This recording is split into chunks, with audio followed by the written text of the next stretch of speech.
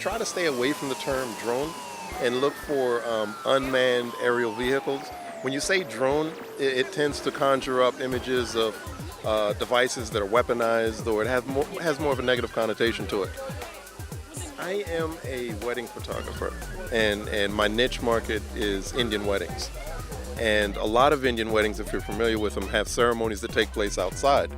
And I thought it would be a unique way to capture that experience outside from the air, flying first-person point of view, as I do with my app from my Apple iPhone 5S. It just makes it a lot easier. So it's relatively easy to operate. And I make it a point to fly every day just to practice flying and maneuvering.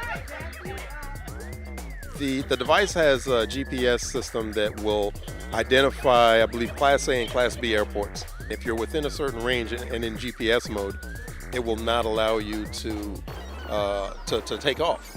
So GPS has that built-in security measure that says, based on the restricted airspace that you're in, we're not going to allow you to fly.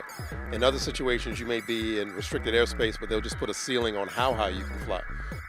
There's an interface with the app that tells you altitude, battery power, speed, miles per hour.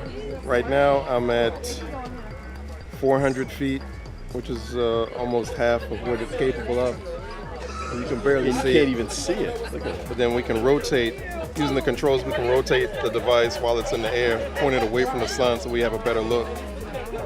That's DC at sunset. And up here is the battery. I'm connected to 10 satellites for GPS purposes. The radio transmitter's at 50%. And I'm actually recording full 1080 HD video right now. The battery life is 25 minutes, and that's if you fly it at regular conditions. The higher you go, the more the harder the propeller has to spin.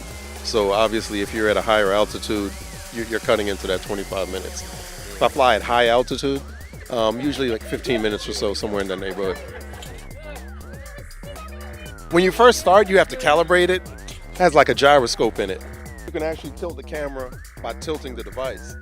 And so you have to calibrate the unit each time you fly, just to say, if I tilt this way, I want you to raise the camera up. If I tilt down, tilt the camera down.